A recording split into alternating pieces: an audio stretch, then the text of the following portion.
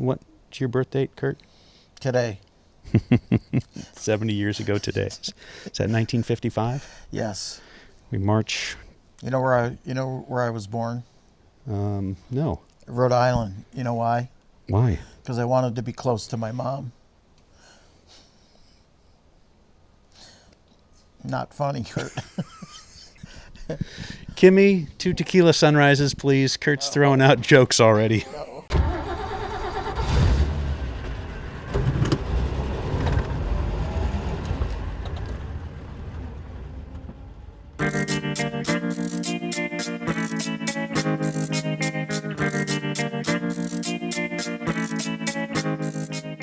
Hey, this is Michael Emery. Thanks for tuning into the Slow Baja. This podcast is powered by Tequila Fortaleza, handmade in small batches, and hands down, my favorite tequila. Well, if you've been listening to me for a while, you know I'm an absolute minimalist when it comes to Baja travel. But the one thing I never leave home without is a good old paper map. And my favorite is the beautiful, and I mean beautiful, Baja Road and Recreation Atlas by Benchmark Maps. It's an oversized 72-page book, jam-packed with details, and now you can get it from me at slowbaja.com. That's right. You can get it in the Slow Baja shop, and in fact, you better get 2. One for your trip planning at home and one for your Baja rig. And if you love maps and you can't get enough of them like me, let me tell you about 2 sites I am absolutely obsessed with. Eastview MapLink and longitudemaps.com. Whatever you're looking for in maps, it's there. From the entire Benchmark collection to Baja wall maps to custom maps, you'll find it all at longitudemaps.com or evmaplink.com. You know, I've long said it, ask your doctor if Baja's right for you. Well, if you've been hankering to get down to Slow Baja with me, you got to check out the Adventures tab at slowbaja.com. All my trips are there, from my famed fall vintage extravaganza to my winter and summer expeditions, which are open to trucks of any age. You know, on a Slow Baja expedition, your meals are always included, which really does take the sting out of camping. And when we get off the trail, let me tell you, we have the happiest of happy hours. If good dirt roads, private campsites, ranch stays, great food, and great people sounds like your kind of fun, well, you got to check out the Adventures tab at slowbaja.com. But don't delay. These trips are small, they're highly immersive, and they will sell out. And folks, just so you know, I am always here for you for your Baja trip planning questions. 1 question, 100 questions. The easy way to get me is slowbaja.com/contact. And if you'd like to go to Baja and you don't want to go by yourself, you don't have a vintage vehicle, my winter trip doesn't work out for you, I am happy to talk to you about organizing and leading a private guided tour. I've done it. I've loved it. The pictures are over there at slowbaja.com/adventures, and you can check them out. And if you've got some questions, let's talk.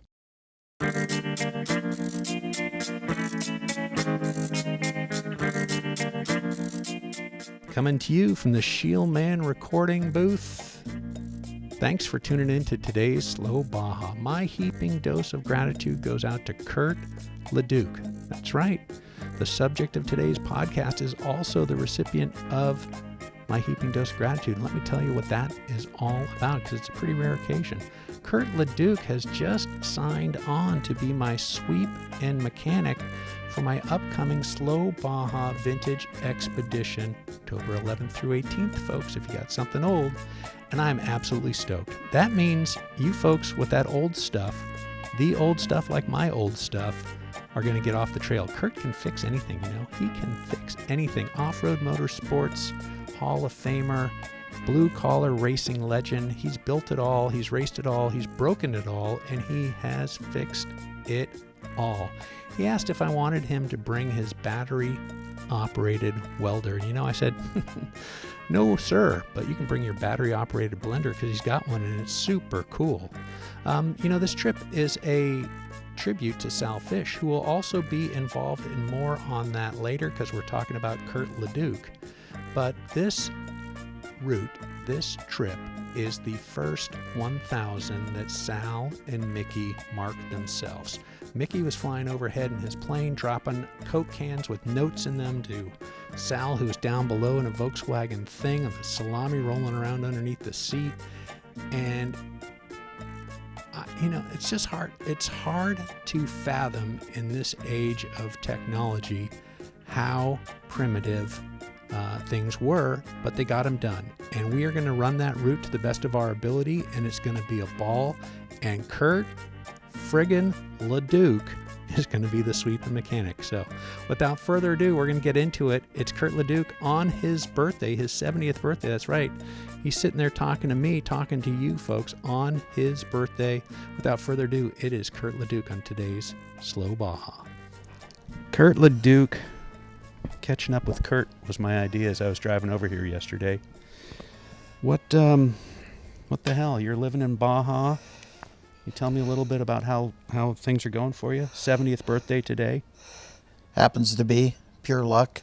Have this little casita here in Baja for a couple of years now at Estero. And we're down here a lot with Ford and a brand new Ford Raptor Bronco in the driveway. Yeah, I noticed that. It's a good-looking truck. Great truck. It's a fast Baja, not well, it seems like version. that's the only time I see you now is when you're shepherding those Broncos through the desert. Yeah, so we just did a whale trip, and Kim and I put on these amazing trips like yourself with your groups. Just we don't camp. We're a little more bougie, hotels Bougie is and hot good. showers. People like that. That's a rumor. But, it takes all kinds to come down here, and people want adventure, and you deliver it, and I deliver it, and Baja delivers it. Yeah, I think that's the key. I'm just off of a 1 week trip. My group had a great time. I did a week of pre-running before with my daughter, and that was just an awful lot of fun. And I think Baja does deliver it. It still delivers. Still delivers. Yeah, even though it's a little more refined than it used to be, a few more paved roads, a little more people, a lot more gasoline. There's so many more gas stations now. Yes. Let's take a spin back on the old time machine, Curt. When did you first come to Baja? Because you're a guy from Massachusetts, and I jokingly called you a masshole this morning, jokingly. But you're an East Coast boy, and you were incredibly innovative, ingenious. What did you say before? You're not an engineer. You're an Imagineer. Right. And you came out and showed the West Coast boys some stuff. Didn't know I could, but I just wanted to be challenged in my life. So moving from Massachusetts to Baja, basically to win the Baja 1000 without a plan, just pure grit on my part, and raised my family doing it, and built a lot of cars, built almost 70 cars in my life with teams, with Mike Leslie's team and Dick Landfield's team, and a lot of them as part of teams, but a lot out of my own shop, out of my own head, that Imagineer part. And, to win races, in Crandon, and to win Baja races, I accomplished everything on my checklist, and, I get to hang out down in Baja more. So it's a good time. What'd you tell me the last time? Work is only, I'm paraphrasing you. I wish I had this quote straight up recorded here. Work is only work if you'd rather be someplace else. Correct. You didn't have a boat. You didn't have a weekend house. You didn't have any of that stuff. You were in your shop and you were building. But that's what at delivery. This is what I'm talking about here, folks. The Off-Road Motorsports Hall of Fame 2024 induction, glasses, a little umbrella, and a tequila sunrise. It's noon. It's noon. It's time. It's for health reasons only, Curt. I'm going to have a sip. Health reasons, yeah. But you're right. Like I never had a boat. I never had a river house. I just wanted to be in my shop creating the next project, the next challenge, and to get them done, get them delivered, and then prove they could win races. For the folks who aren't completely up to speed with all the innovations, all the ingenuity, you're a grassroots guy. People love that you're a grassroots guy. You were never... I like to think of I'm a blue collar guy. Absolutely. Utterly approachable. You understood what it took. You were relatable to every guy there, and aspirational. That, guys who were tinkering in their shops wanted to be Curt LeDuc, building what you build, going as fast as you were going, launching it. Yeah. Where does that come from? What was inside you that made that had to get out in that way? I don't know any other way. It's just me, I had to over deliver for my customers, who cars we built, for sponsors, for the tire companies, people that believed in me. Just over deliver my whole career, and I never had to force myself to get up and go to work. I was up, I was ready, I'd work till I dropped, and that's just me. And there's people in this world that are way more successful, made way more money than me, but I wouldn't trade what I was able to do for anything. So pretty crazy. Yeah, and a bunch of trophies are going to have to get hauled out to the dump by your kids someday. That's what trophies are. Somebody said they're to remind your grandchildren that you were somebody when they're taking your stuff to the dump. Somebody cool. Exactly, somebody cool. Yeah. Oh, I got my beach umbrella. Party foul. Beach umbrella's down. Well, hey, what a glorious day here in Estero. I saw you here last year when you were doing the charity run with the local kids, and you were taking kids around this little short course that's right out to your back door. Yep. The core track. Yep. Talk about a little that in Baja. We were bonding last night over bringing dog food to Rick Howe, and you've got a baseball team. I'm bringing baseball gear.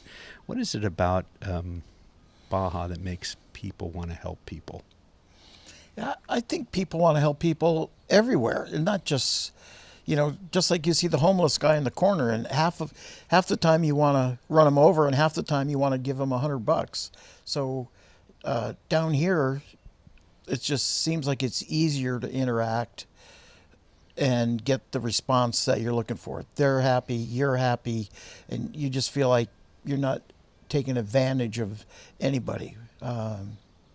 So I don't know. It just pulls the best out of people, I think, when you're down here, Yeah, I had a guy on my trip. We were in Tecate at Rancho La Bayota, and it was cold. It was cold, frost on the ground, and he was definitely not provisioned properly with his outerwear. And I said, Lee, where's your jacket? He said, oh, on the drive down here, I saw a homeless guy in Las Vegas.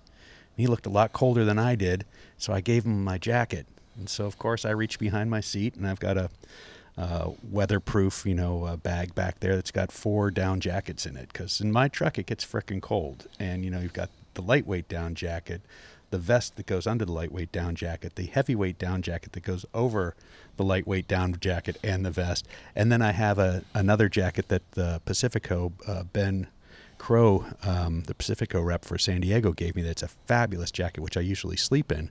And so I gave Lee my big, heavy-duty, serious, heaviest down jacket. And the next morning we're driving out of the ranch, and it's raining, and we're waiting, for everybody to get down the dirt road, and spending a minute, and I'm sending a text off to Sal Fish, and here comes Lee from 10 cars back walking up with my jacket because he's worried about me now that it's raining, and he's worried that I'm freezing. And I said, no, I've got a waterproof jacket on. Put your jacket on, Lee.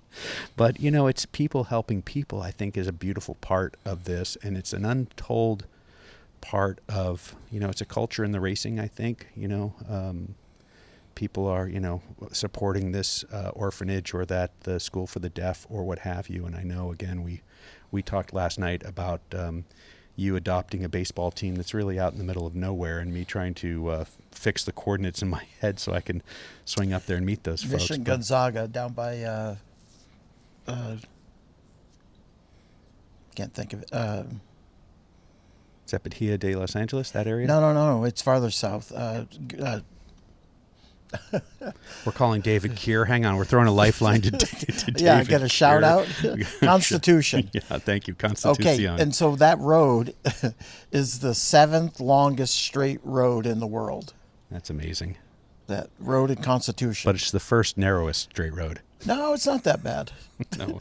But that was a fact I learned from Ken Neal. It used to be the 5th longest straight road in the world, and then somewhere in Saudi Arabia they built a road it's like 25 miles perfectly straight. Well, we're going to back up. We didn't get to it. I was joking about you coming from Massachusetts and using my colorful vernacular name for people from Massachusetts. You knew that things were happening in Baja, and if you had the goal of winning the Baja 1000, you couldn't do it from 3,000 miles away. You had to get out here.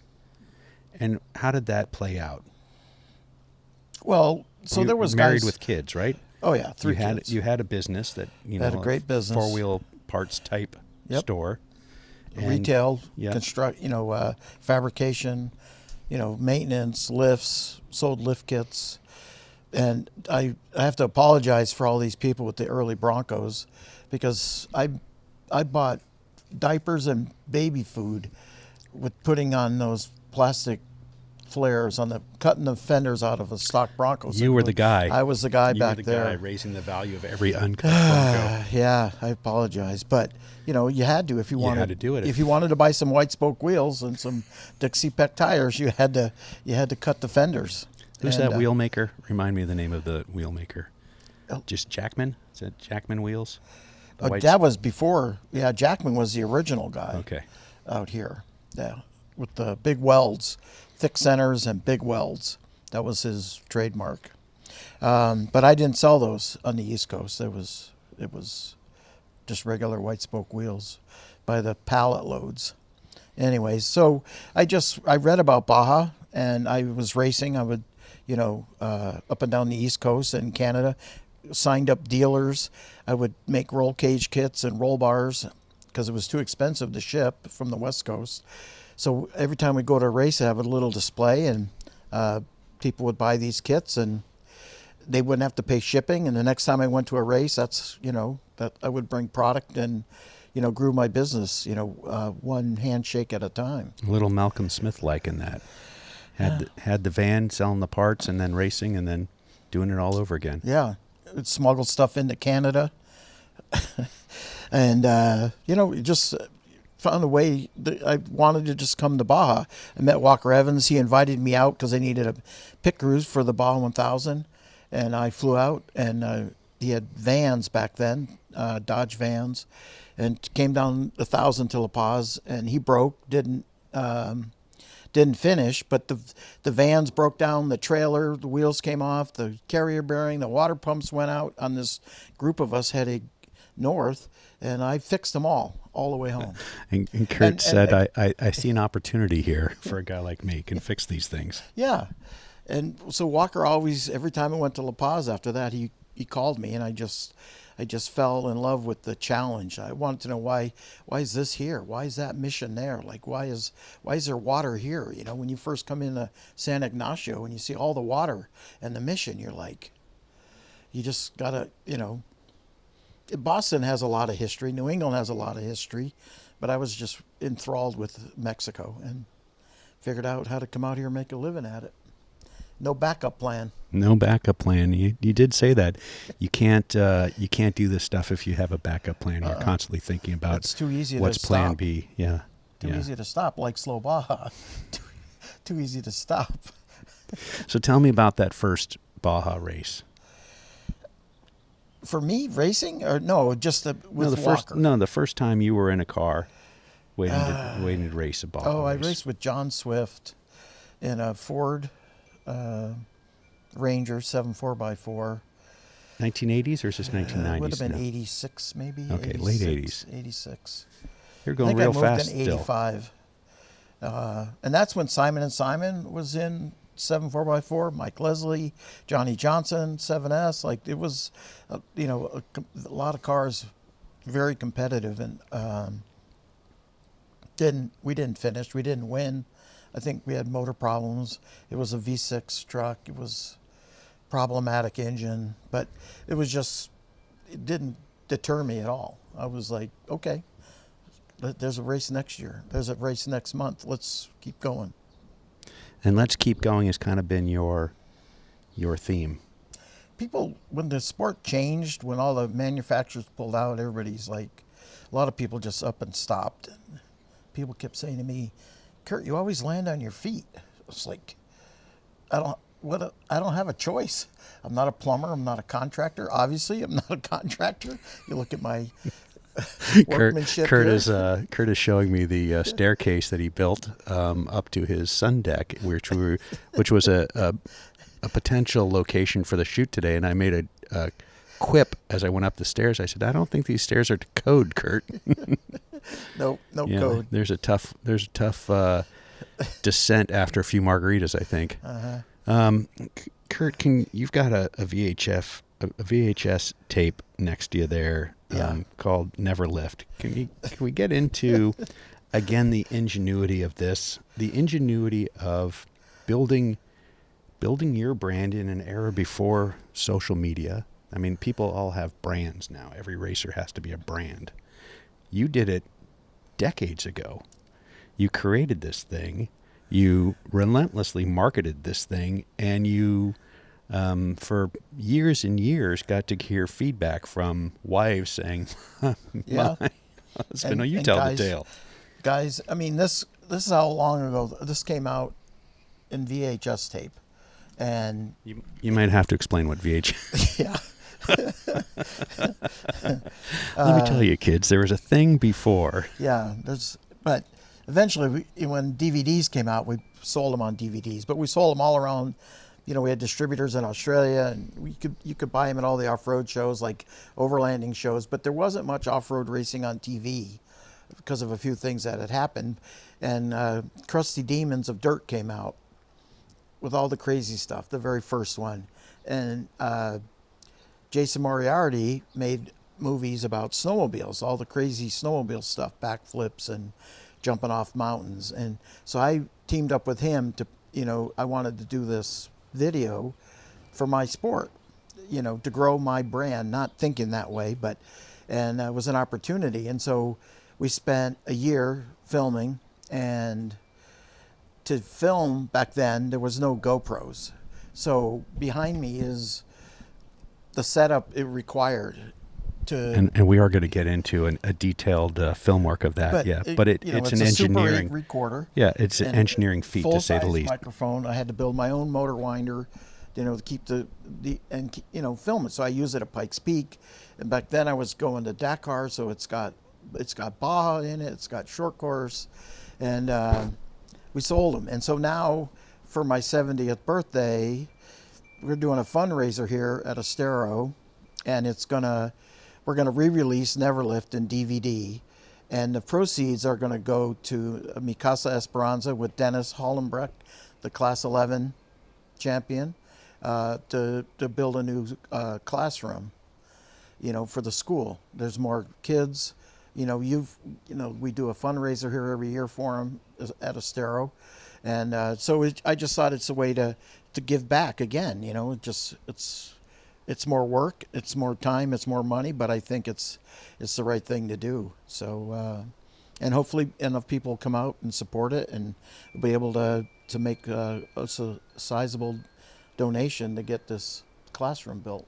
And is that for today is your actual birthday, right? Which I'm so lucky that I stumbled in and said, can I come by and see you? And next weekend is the swap meet. Yeah, and then the weekend after is the party. And the weekend after is which will be about the time this podcast drops, if I'm lucky. So you won't get to hear it here first, folks. But again, it's just, people come down here. People like to bring clothes. People like to bring donations. The orphanages are well supported by the race teams. I think, SCORE puts Ensenada in the eyes of the world, and that's good for the town. The cruise ships come. There's a lot of race memorabilia in town. So, off-road racing has helped this part of the country immensely for decades. So, I'm just trying to do my little piece of it. Yeah. Can you tell me a little bit about what made you decide you wanted to be here? And you're not retired. I don't think you'll ever retire. I'll never use the word. I don't think you can retire. You can't. I can't stop. But what? I slow down a little bit. What made you decide you wanted to live in Baja most of the year or part of the year? No, just saying, we've been down here so much, and Kim and I spent years looking all the way up and down the coast, from Cabo, you know, stayed with friends, looked at places, figured out, and we just kept coming back to Estero. It's, you know, it's 2 hours from the border. You know, I don't want to, Loretto's beautiful, you know, Mulegé, but I just, to be able to go back and forth, because I don't think I can ever stop going back and forth. Yeah, still have my shop at home. Right. Still like projects. Still like to build stuff. Is your shop 2 hours north of the border? Yeah. So you're 4 hours-ish door to Yep. door? Door to door. At least coming south. Going north, you never know. Well, we have Century so far. I didn't Got get a mine front taken license, away like you. license plate. I'm nervous because my Bronco doesn't have it's a Michigan plate, and they don't have a front. There you go. Well, maybe you know a guy. Maybe you'll Yeah. get better treatment than I got. You had a tough year last year. Can we talk about that a little bit? It was a challenging year with my son passing away, and racing with my grandkids in the trophy carts. It was heartwarming and devastating all at the same time, but the problem was I never owned a one-cylinder race car with a chain. So it was a big learning curve on my part. But it was good to see the kids happy with their racetrack friends, running around, taking them fishing. You know, Reed's teaching me how to fish. And Kim and I drove 6,000 miles last year, crisscrossed the country. It was a big road trip, but it helped a lot. It helped a lot. Can you tell me a little bit about Kyle and his life? And He did a hell of a life. He got sick, and it was just everybody has a cancer story. It was just my turn, and we drove back there. We flew back there. We did what we could to try to make sure things were handled, and he thought he was going to get better. The sport raised $100,000 for him, and we were going to get him into Mexico for some treatments, and he never got well enough to do it. So you just never know. When I saw you last time, you said you just powered through working, just staying busy. Yeah. Well, you can't let it eat you alive. So yes, people would criticize me because I did keep working through it, but everybody handles it different. I don't know. Someday it might hit me like a ton of bricks, but till then, yeah, I have memories. I have photos. He made a lot of, I did a lot of the right stuff in his life. So can't explain any of it. Yeah, and your kids grew up doing this stuff with you. You had your kids all the time doing this stuff. They had. So it wasn't unnatural that one would follow you into this sport. No, because I didn't know any other way. You know, I taught them all how to weld and how to use a tubing bender, and Kyle took it to the next level. Todd was a heck of a driver. He didn't like working on the cars as much as Kyle, but you give him a hot rod, he'd put it out front. He won with it. So different. Valerie raced a little bit, and she's still doing good, hanging out on doing her own thing, her own life, not that far from where I live. So it's yeah. I mean, everybody says when they have kids, oh, when this kid's 18, he's out of my life. Like, I'm going to throw him out. And it's like, they're never out of your life. Your kids are with you till the day you die. You're always looking out for them. And you're never happy unless all your kids are happy. Yeah, that's for sure. You know that too, right? And that's for sure. When things are going good, just give it a week. Yeah, exactly. Something's gonna. On this profound moment of parenting, we're going to take a break right here for a word for Baja Bound. So we'll be right back with Curt LeDuc, catching up with Curt on his 70th birthday. Here at Slow Baja, we can't wait to drive our old Land Cruiser south of the border. And when we go, we'll be going with Baja Bound Insurance.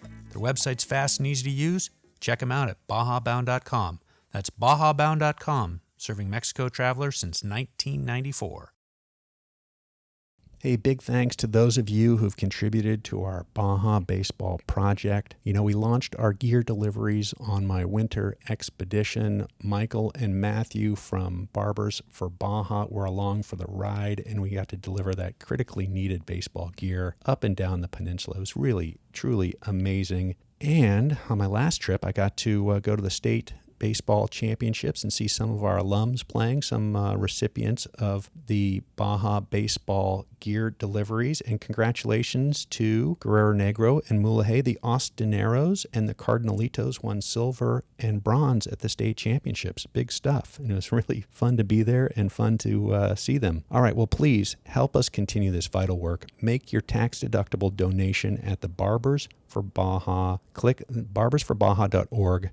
Click the Baseball in Baja link, and I thank you from the bottom of my heart. I really do. It is so amazingly gratifying to be able to give these kids this chance to keep playing this sport, keep them on the field, keep them out of trouble. Please check it out. Baseball in Baja link at barbersforbaja.org. Thank you.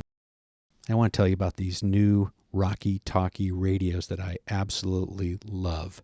Heavy duty, beautifully made, easy to program, easy to use. We had 28 people, 15 trucks on the Slow Baja Winter Expedition. You can hand these radios to anybody from a 14-year-old kid to an 80-year-old, and they'll know how to use it.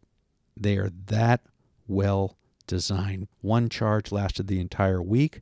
We are never out of range. I happened to upgrade to the accessory whip antenna for my radio and for my sweeps radio, the Donovan brothers.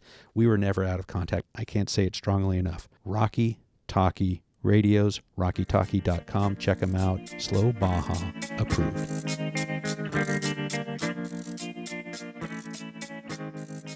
We're back with Curt LeDuc. Hey, we're back.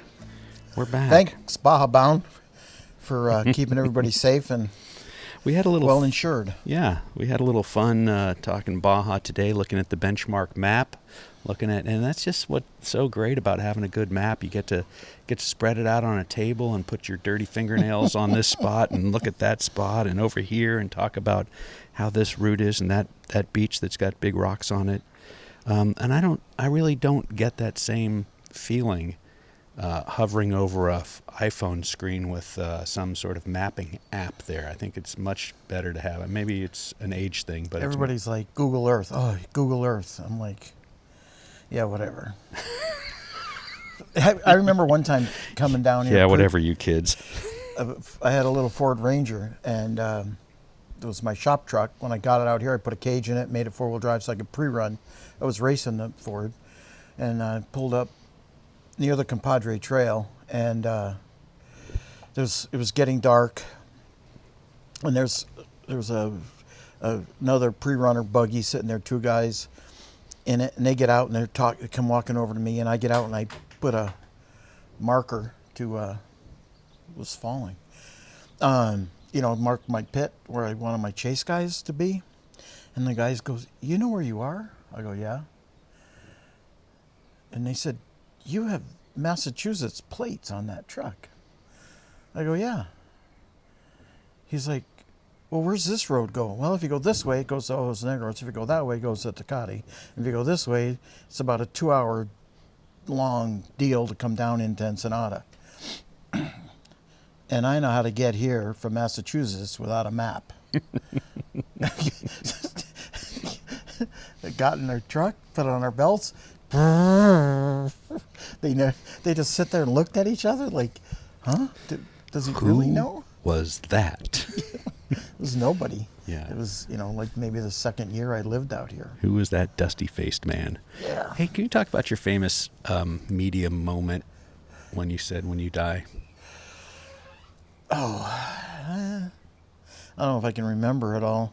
But anyways, down here when I was racing the Donovan Trophy truck, I had climbed the ladder from 7 4x4 to Class 3 to Class 6, and then the big leap to Trophy truck, and helped write the rules for it.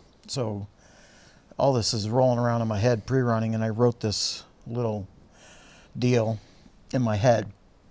And I knew to deliver it, I had to get to La Paz. And back then, we all soloed. There was no team drivers. Like you drove 200, 300, or half. No, you started at Ensenada and you got out in La Paz.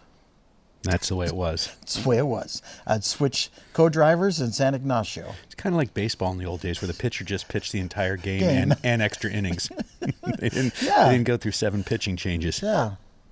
So anyway, I delivered this deal at the end, and it made the TV show. Well, we'll have it in. We'll clip it in, folks. But it's a beautiful quote. If when I die, I want to be reincarnated as a cactus. So I got my helmet off in the race car, and they're interviewing me. I think I got 4th. I think I was Walker going to say beat 3rd me. or 4th. Yeah, you were racing for 3rd. Yep. The only reason Walker beat me is because that's another story. But I don't want to steal any of Walker's glory.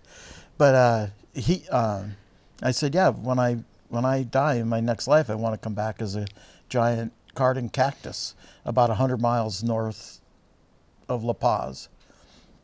And even though I can't see or hear, I'll feel the ground shake. I'll know that things are okay in the world because fathers and sons and daughters are going to challenge themselves and come to Baja. And some motorcycle rider, too tired to push on, will sit in my shade and gather his strength and then push on to the finish. Anyways, and it made the show. Yeah. But it helped grow my brand, not thinking that way. It was just something I felt like I had to say, and in order to say it, I had to get to the finish, and I had to deliver it. And I think when we spoke last, you said that basically because that did make the show, it did get you your sponsor deal renewed for the next year, which it helped. Is also critical. Because you had some TV to time. Deliver. You had I some didn't win the race, right? But I got as much TV time as the guy who did. Right. And so when they do that at the end, they have to go back when they do the show and go, well, we got to show LeDuc racing.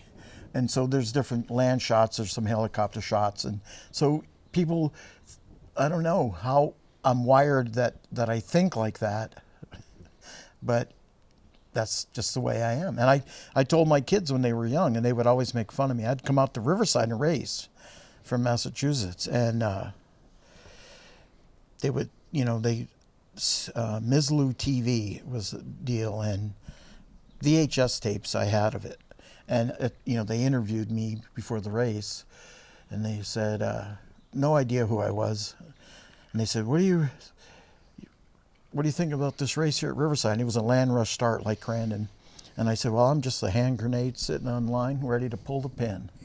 And my kids would always make fun of me. They'd watch it over and over and over in the house and make fun of me. And when they got older and started racing, I said, listen, if you have to have something already ready in your head. That thing I did was so stupid, but they used it. So anybody that's watched that race wonders who's this guy from Massachusetts. And I ended up winning and leading and racing Walker, and everybody's like, who is this duck guy? And it was just like, it's always worked. Well, it's been real nice for me to get to know a little bit of who this duck guy is. And Curt, I want to change gears here, and I'd just like you to show me this kit in an era before GoPros. What you thought up to be able to try and put people in the truck with you and show a little bit about what it was like when that just wasn't happening. We talked a little bit about the film Grand Prix where they had cameraman strapped to the front of Formula One cars with holding a camera. And of course, guys with motorcycles would have a VHS camera bolted to their helmets. Exactly. Graham, I have a picture on my phone of Graham Hill, the Formula One racer in the 60s with a big camera bolted on his head. Right. And, that goes back into the 50s, filming at Le Mans and other places. But to do it in the dirt where it's jiggling around and all that, I want to just grab my camera and have you walk me through a little of this stuff. So let's take a second and do that. Sure. And then you have to fix my carburetor and we'll get out of here. All right. Talk to me. What is this machine here? Okay, so this is what it took. So they had roof cameras in NASCAR when they first started coming out. And I said to myself, man, that's cool. Like, I want to do something like that for off-road. hang on for a second. And they did it so they could be transmitted live. You're going this way? Let's move all that gear into the shade here so I can see it.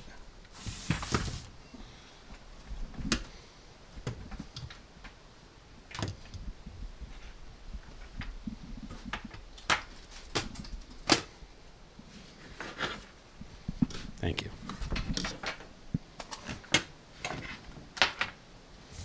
Beautiful.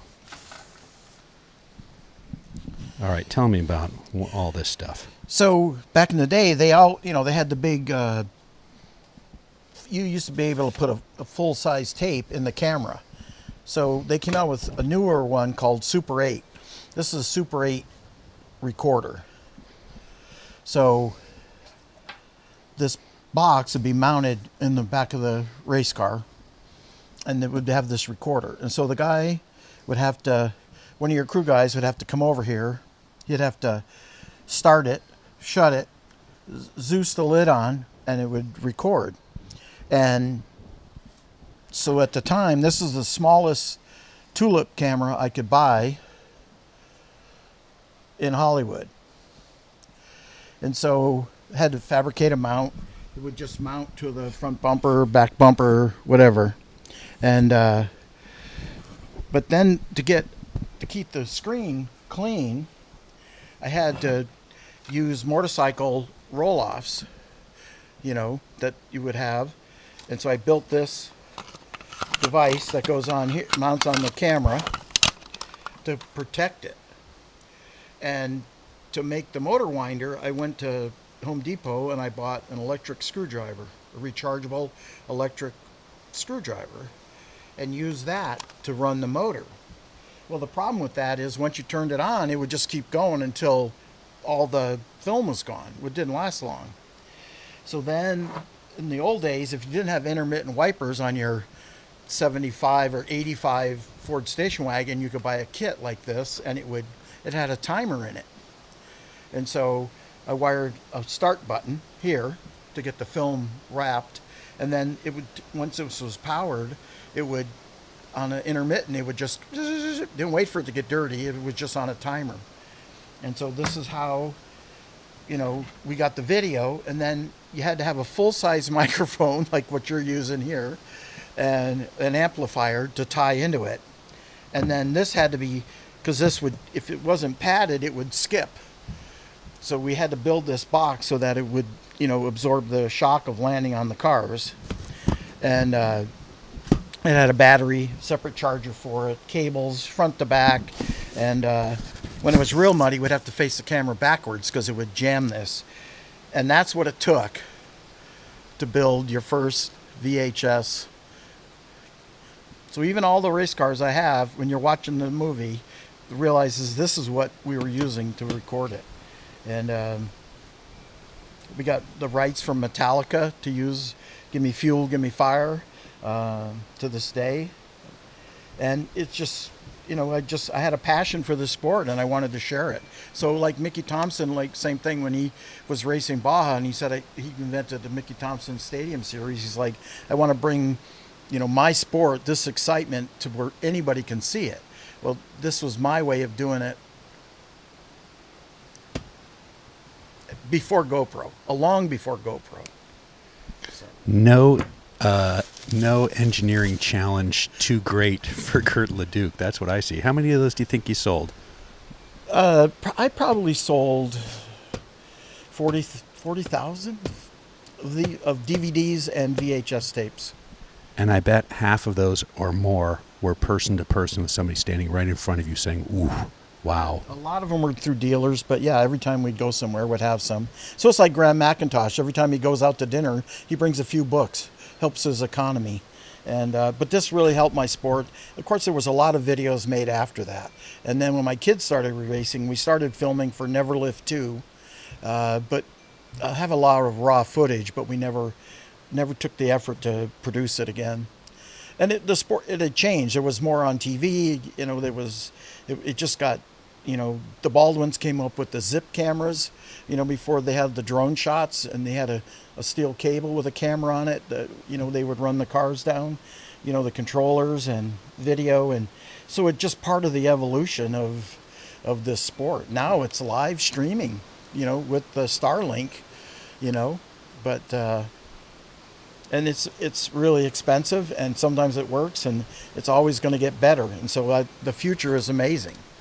People say, well, what do you think of today's generation? Kids don't work hard, and they don't really have a plan. They live in their mom's basements. No, don't ever give up hope on people, because somebody new is going to come along and revolutionize everything we know. On that profound note, Curt, thanks for spending some of your birthday with me. All right. See you guys. Thanks, buddy. We did it. Boom. Brooks and done. Well, I hope you liked that show with Curt LeDuc. And I got a big shout out to Kimmy, too. She couldn't be better. She is so wonderful. Bacon brownies, making chilaquiles for breakfast. I slipped in a tequila sunrise just because I was being a smartass and asked for one. And, the funniest thing, I asked Kimmy and Curt how they met, and Kimmy was in line getting Curt's autograph. She was with somebody else, and Curt was with somebody else. And Curt, without looking up from signing the poster, asked her where she had learned her Spanish. And without missing a beat, said, "In prison?" Well, anyways, they're wonderful, and they couldn't have been kinder to me. And I just want to say, if you like what I'm doing, if you like these podcasts, these intimate podcasts, sitting in people's homes, making the effort, spending the night, putting in the work, drop a taco in the tank. Go to slowbaja.com/donations. Drop a taco, and if you're there and you're going to drop one taco, drop a few, I can use them.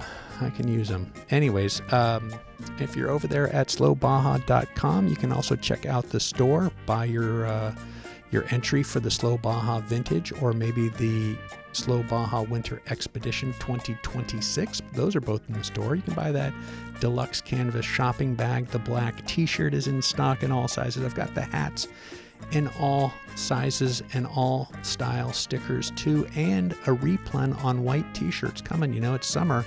White t-shirts are coming, so take a look for those. They'll be out soon. Okay, well, I'm going to tell you now about my old pal, Slow Baja alum Mary McGee. She had a dear, dear friend named Steve McQueen, and he loved Baja. He really did. And he said, Mary, you got to come to Baja with me, because Baja is life. Anything that happens before or after is just waiting.